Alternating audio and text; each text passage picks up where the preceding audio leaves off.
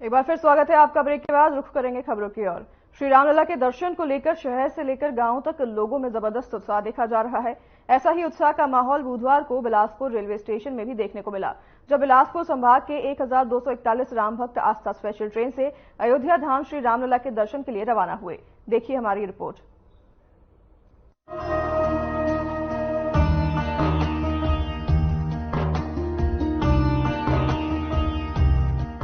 श्री रामलला के सुगम दर्शन को लेकर सरकार की तरफ से आस्था स्पेशल ट्रेन शुरू की गई है, जिसके तहत अयोध्या दर्शन के लिए जा रहे श्रद्धालुओं का बिलासपुर स्टेशन पर तिलक लगाकर और माला पहनाकर स्वागत किया गया। इस दौरान जय श्री राम के जयकारों से पूरा स्टेशन परिसर राममय हो गया। वहीं गौरेला, पेंड्रा, मरवाही से 103 श्रद्धालुगण इस ट्रेन में बैठेंगे। श्री रामलला के दर्शन को लेकर लोगों में खासा उत्साह और उमंग देखने को मिल रहा है। दर्शन को लेकर श्रद्धालुओं के चेहरे की खुशी बयां कर रही थी कि यह उनके लिए अविस्मरणीय पल है। कोरबा जिले से आई हूँ बिलासपुर। सभी यात्रियाँ और सभी राम भक्त आज अयोध्या के लिए रवाना हो रहे हैं। सभी में बहुत उत्साह की माहौल है। सभी बहनें भाई लोग सब खुश है। एक परिवार के सहित हम लोग अयोध्या दर्शन होकर आ रहे हैं। नारायणगंज से आया हूँ मैं। मेरा नाम ज्वाला है और यात्रा जा रहा है अयोध्या। मोदी सरकार बहुत अच्छा काम किए हैं, उनके लिए आभारी हैं हम लोग सदा, और धन्यवाद मोदी। 500 साल के इस कठिन परिश्रम के बाद भगवान रामलला अयोध्या में विराजमान हुए हैं और हम सब के लिए बहुत ही गौरव का विषय है। और हम तो प्रभु ईश्वर से बहुत शुक्रिया अदा करते हैं कि हम इस काल में जन्म लिए, कि हमारे सामने भगवान प्रभु श्री राम जी की स्थापना हुई और भव्य मंदिर का निर्माण हुआ। और मंदिर निर्माण के साथ ही इतनी जल्दी भगवान ने हमें अपने दर्शन करने के लिए बुलाया है, तो इसके लिए हम बहुत ही भगवान के शुक्रिया अदा करते हैं। और साथ ही जो व्यवस्था में लगे उनका भी शुक्रिया अदा करते हैं। और इतनी अच्छी व्यवस्था के साथ सारे लोग को लेकर जाया जा रहा है दर्शन के लिए। बहुत ही अच्छा उत्साह का वातावरण है, सारे लोग खुश हैं और ये निरंतर ऐसे लोगों को दर्शन कराने की जो आगे योजना है इसी चलते रहनी। श्री रामलला के दर्शन के लिए जांजगीर जिले से पहली बार अयोध्या जा रहे श्रद्धालु ज्वाला प्रसाद ने कहा कि हमारा सौभाग्य है कि जहां देवताओं ने जन्म लिया, उस अयोध्या धाम के हम दर्शन करने जा रहे हैं। उन्होंने प्रधानमंत्री नरेंद्र मोदी और मुख्यमंत्री विष्णुदेव साय के प्रति आभार जताया। सक्ती जिले से अयोध्या जा रहे राम कुंवर सिंह ने कहा कि उन्हें बहुत अच्छा लग रहा है कि वे भगवान श्री राम के दर्शन के लिए जा रहे हैं। वहीं बिलासपुर जिले के अमित तिवारी ने कहा कि 500 सालों के बाद भगवान राम अपने स्थान पर विराजे हैं। ये हमारा सौभाग्य है कि हम इस समय के साक्षी बने हैं जब भगवान श्री राम का इतना भव्य मंदिर बनकर तैयार हुआ है। वहीं रबा जिले की मंजू सिंह ने बताया कि हम सभी बहुत खुश हैं कि हमें श्री रामलला के दर्शन का अवसर मिला। और बिलासपुर के दिलहरण लाल वर्मा ने कहा कि यह अविस्मरणीय पल है। और मैं शक्ति की रहने वाली हूँ और अयोध्या धाम के लिए जब बोले यात्रा के लिए तो बहुत अच्छा लगा सुनकर। और यानी हम लोग जाकर बोले तो टिकट दे दिए, हम लोगों को रिजर्वेशन करा दिए और हम लोग वहाँ से फिर आए हैं। ये जो समय जो है अभी जो जाने का मिल रहा है अपने को, ये ऐतिहासिक क्षण है और मैं बहुत भाग्यशाली हूँ जो हमको इसमें जाने का मौका मिला। श्री रामलला के सुगम दर्शन के लिए आस्था स्पेशल ट्रेन से रवाना हुए सभी लोगों ने मुख्यमंत्री विष्णुदेव साय के प्रति आभार जताया और कहा कि मुख्यमंत्री जी के कारण ही हमें इतनी जल्दी दर्शन करने का सौभाग्य मिला है। Bureau report.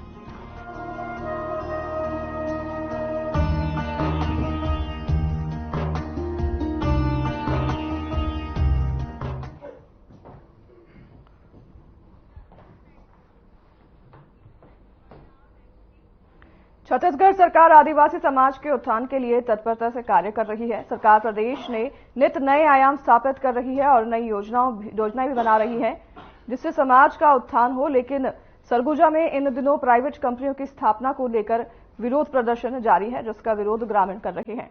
तो वहीं आखिर उसका क्या परिणाम होगा, देखिए।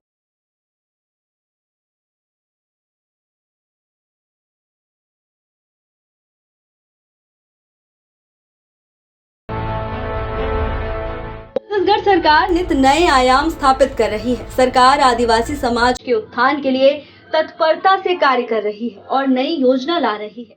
लेकिन इन दिनों पूरा सरगुजा जिला कई प्राइवेट कंपनियों की स्थापना को लेकर कई संगठन और स्थानीय लोग भारी विरोध प्रदर्शन कर रहे हैं।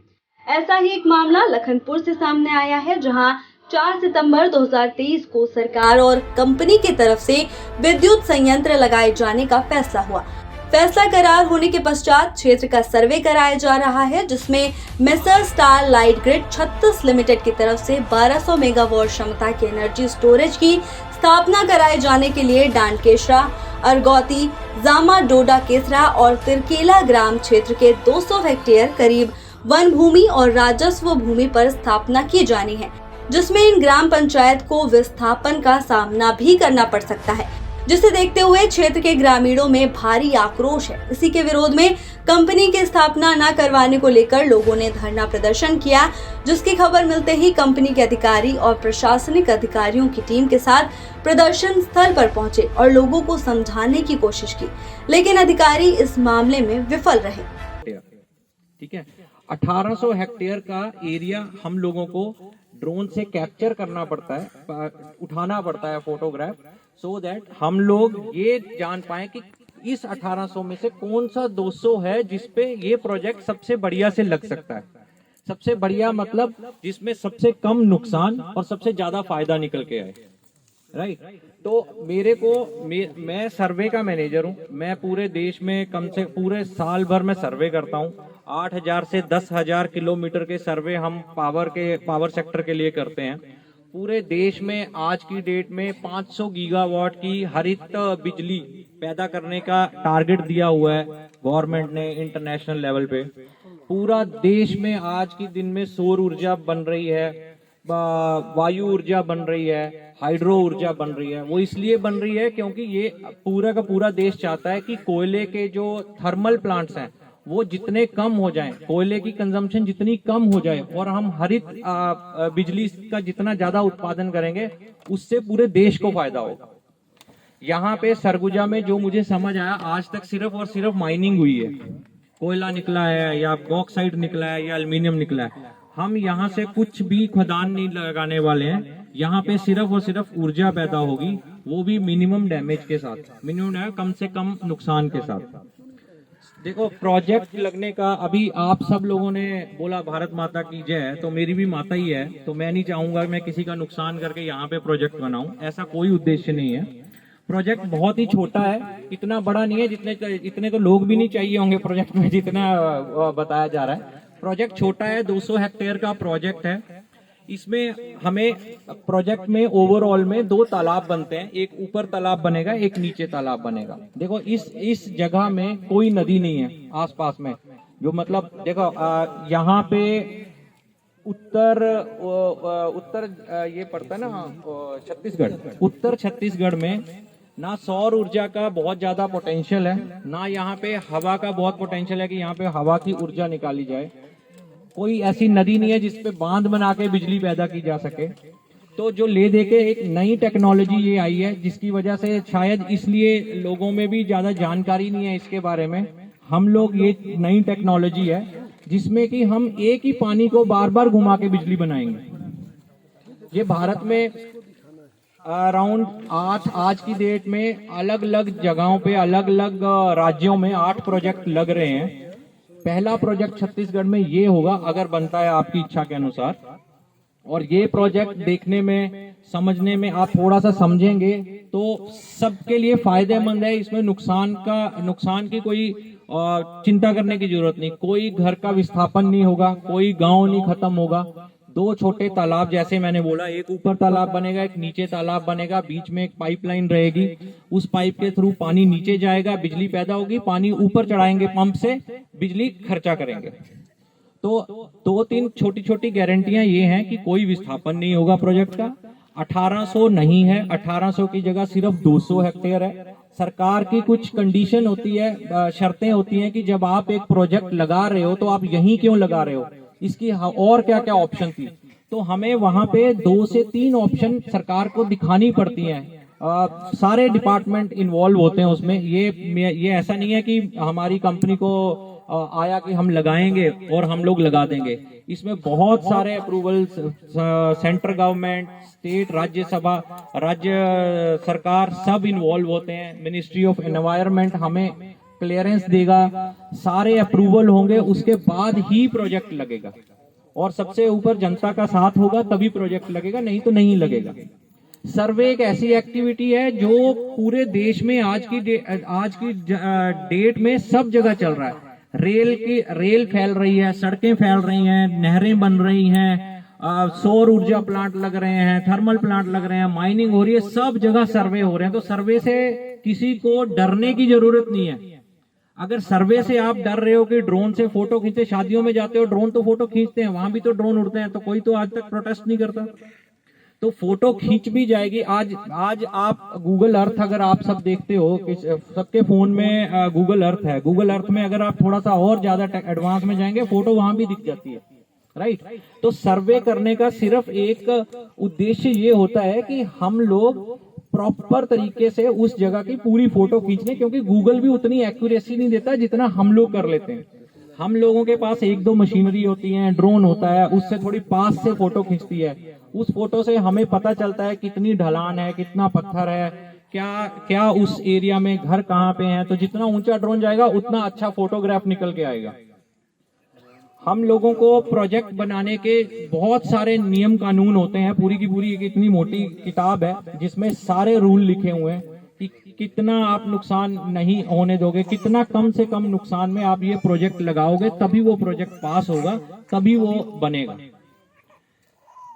सिर्फ यही बोलना चाह रहा हूं कि सर्वे से किसी को डरने की जरूरत नहीं है। सर्वे होता है, मिट्टी का टेस्ट होता है, उसके रिजल्ट आते हैं, उसके बाद ही पता चलता है कि यहाँ पे प्रोजेक्ट लग सकता है कि नहीं। छत्तीसगढ़ में ऐसी 18 लोकेशनों पे सर्वे हो रहा है जहाँ पे कि सिर्फ टेस्टिंग फेज है। ये क्रिया कम से कम 1 साल तक चलती है। पहले 1-1.5 महीने में हम लोग एक ड्रोन और डीजीपीएस के साथ एक ओवरऑल फोटो उठाते हैं।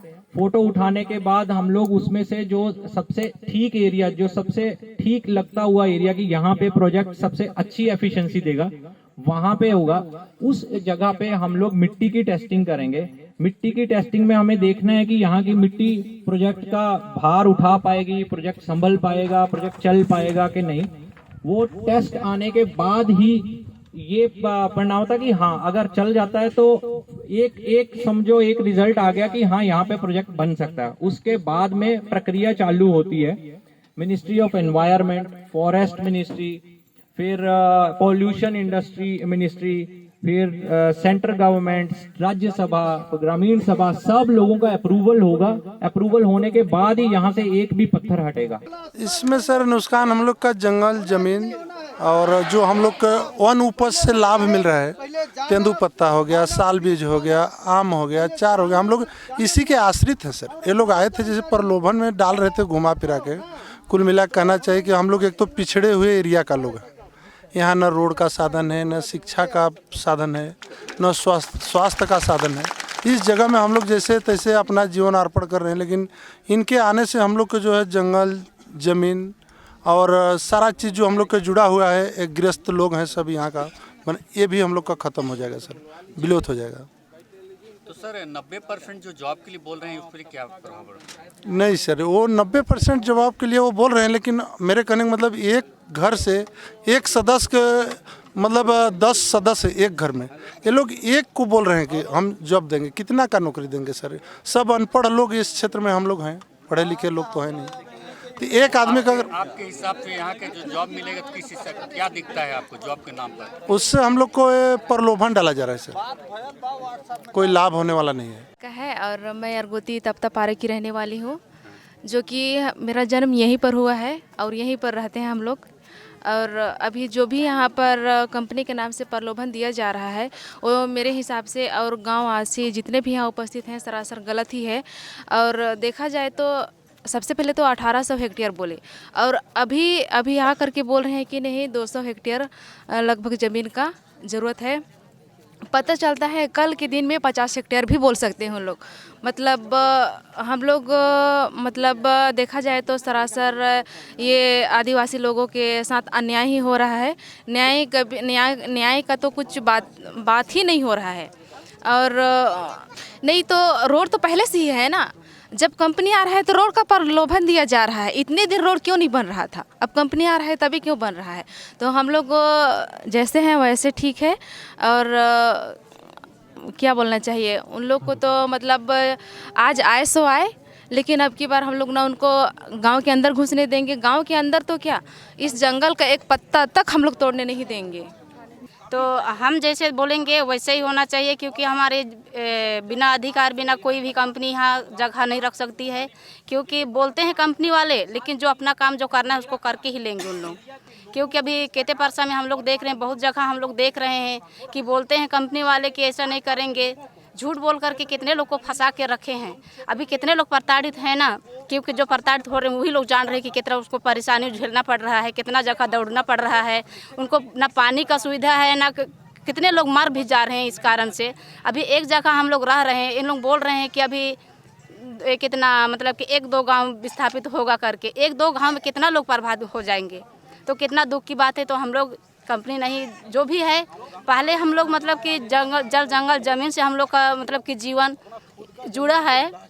तो हम लोग ये मतलब कि जंगली जानवर के साथ हम लोग रह रहे हैं, उसके साथ हमारा रिश्ता है। हम जंगल ज़मीन के साथ हम लोग का वो मतलब कि जीवन बिता रहे हैं। हम लोग मुखारी से, लकड़ी से, हमारे पुरखाओं ने, जब हमारे पास बिजली नहीं था, हमारे पास कुछ भी नहीं था, जब नदी नहीं था, तालाब नहीं था, उस समय में हमारे पुरखे लोग वो क्या बोलते हैं, लकड़ी का दिया जलाकर पढ़ लिख करके हम जीवन यापन के बिताए। अभी तो बहुत अच्छा सुविधा है हमारे लिए। कोई लाइट का ज़रूरत है ना, तो नदी का ज़रूरत है। हम जैसे हैं वैसे ही रहना चाहते हैं, क्योंकि हमारे जो कंपनी वाले जो ठग रहे हैं ना, तो हम नहीं ठगाएंगे, मर मिट जाएंगे, लेकिन हम इस जगह को नहीं देंगे। भाले ग्रामीण लोगों को भगा दे रहे हैं, इसलिए हमारे लोगों को डर है। और जब तक जानकारी नहीं लेंगे तब तक सर्वे करने भी नहीं देंगे। अभी आप यहाँ पर पता चला कि 22 लोगों को अडानी ने निकाल दिया बिना कारण। जी, यहाँ तो बताए, सामने में बताए। तो क्या लगता है कि ऐसी प्रक्रिया यहाँ भी हो सकती है? यहाँ भी हो सकता है, जब तक समझेंगे नहीं तो लोग, यहाँ के लोग समझेंगे तब सर्वे करने देंगे, नहीं तो नहीं करने देंगे। बहुत सारे नुकसान होंगे, क्योंकि यहाँ जब रहेंगे, आएंगे, आना जाना होगा, तो बहुत सारे लोग बेघर हो जाएंगे और उनको मतलब रहने का जगह नहीं मिलेगा, जीने खाने का। जैसे बहुत सारी सुविधाएं हैं हमारे इस क्षेत्र में, जंगल झाड़ में रह करके बहुत सारे दातून पत्ता, बहुत कुछ सुविधाएं हैं। इस वजह से हम लोग यहाँ नहीं बसने देंगे। फिलहाल अभी पूरी जानकारी नहीं मिल रही है। लोग सर्वे की बात कर रहे हैं, इसमें अभी पब्लिक इस बात से असमंजस में है, क्योंकि इनके पास जब भी हमने कागजात मांगा, कागजात पे उन्होंने पूरा हमको प्रूफ नहीं दे पाया। इस वजह से पूरी पब्लिक असमंजस में होने की वजह से इस जगह में SDM साहब ने कहा गया कि इस जगह में बैठक करके हमने आपस में चर्चा किया जाएगा। पर आज हमने भी बात किया कि इस बारे में कि सर हमें कागज में प्रूफ दिया जाए। जैसे बात में सिर्फ किया जा रहा है, बात में बोला जा रहा है, पर हमें कागजात की ओर से हमें आदेश पूरा नहीं दिखाया जा रहा है। लिखित तौर पर कोई नहीं है सर जी।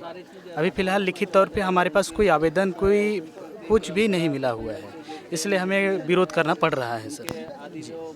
यदि वो देते हैं कागजात, साक्ष्य प्रस्तुत कर देते हैं, तो क्या संभावना है? सर उस चीज़ को हम लोग देखेंगे, पूरी जानकारी लेंगे, हम उसको पढ़ेंगे, पूरी जानकारी की शासन के साथ कब OMU हुआ है, कब आदान प्रदान हुआ है, कब इनके साथ बातें चली है। अगर पूरे इस चीज़ों का अगर मिलता है, देखेंगे, इसके बाद में हम ग्राम सभा बैठक करेंगे। ग्राम सभा में इसको अनुमोदन किया जाएगा सर, इसके बाद विचार किया जाएगा सर कि कंपनी लगेगी नहीं लगेगी। क्षेत्र के लोग जब तक समझेंगे नहीं, जानकारी नहीं लेंगे, तो बाहर के लोगों को कैसे घुसने देंगे?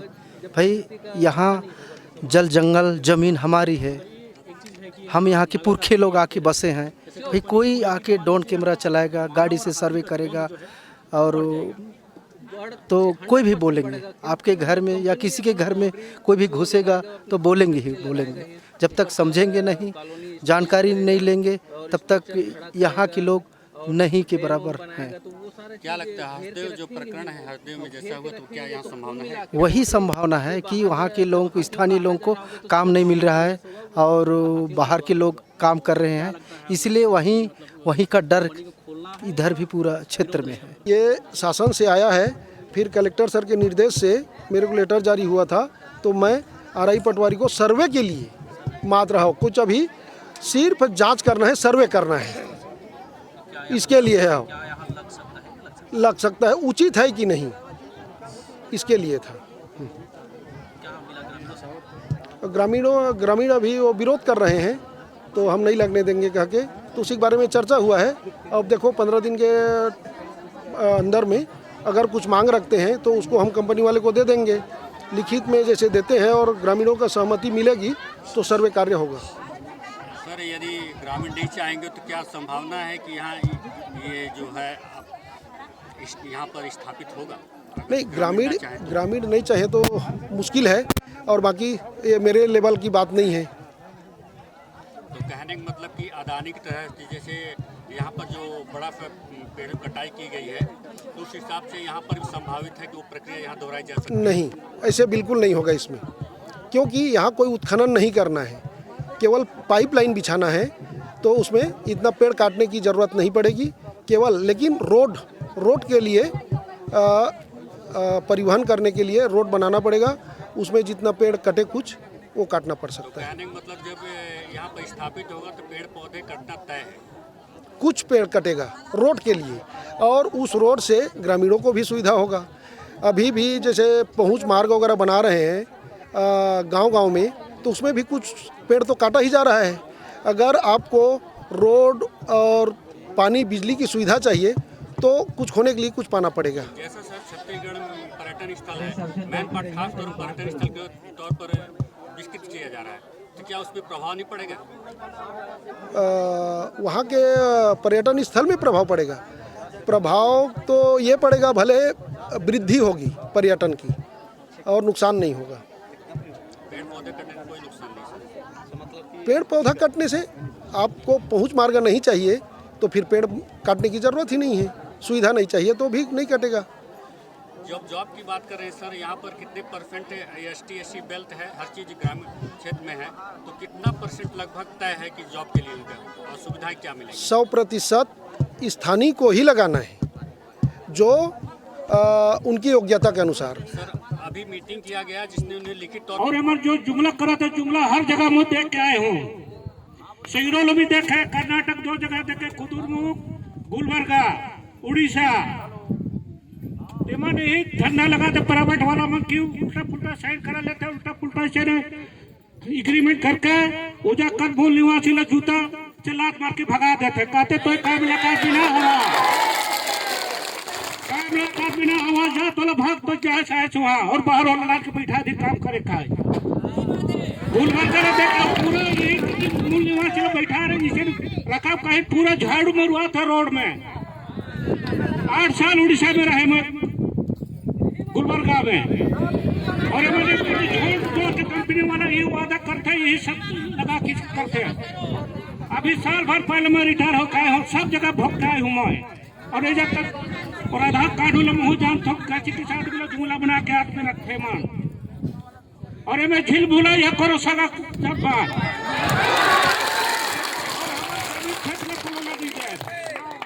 की दिया तुमान अटल रहा तो जटले रहा, और जटल का पिसा जी है तुमान। बता दें कि इस संबंध में ग्रामीणों ने कहा कि वो इस क्षेत्र में किसी भी कंपनी को कार्य करने नहीं देंगे, भले इसके लिए उन्हें अनिश्चितकालीन हड़ताल पर जाना पड़े, क्योंकि इन कंपनियों की तरफ से इस क्षेत्र के लोगों को ठगा जाता है। कोई भी कंपनी प्रारंभ करने से पहले उन्हें कई लुभाने वाले वादे किए जाते हैं, और उसके बाद होता यह है कि क्षेत्र के विकास के लिए कुछ काम नहीं किया जाता। ग्रामीणों में इतना आक्रोश है कि वो अपने जल जंगल जमीन को बचाए रखने के लिए कुछ भी करना पड़े तो वो तैयार है। आपको बता दें कि messrs star light grid 36 limited के एनर्जी स्टोरेज के अन्य क्षेत्र में लगाए जाने की मांग को लेकर ग्रामीणों की तरफ से सरगुजा कलेक्टर को विज्ञप्ति दी गई थी। सरगुजा में प्राइवेट कंपनियों की स्थापना को लेकर ग्रामीणों में भारी आक्रोश है। कंपनी कहती कुछ है और करती कुछ और है। कंपनियों की तरफ से ग्रामीणों को अक्सर ठगा जाता है, जिसको लेकर ग्रामीणों ने जिला कलेक्टर को विज्ञप्ति दी है। अब देखते हैं इस पर क्या फैसला।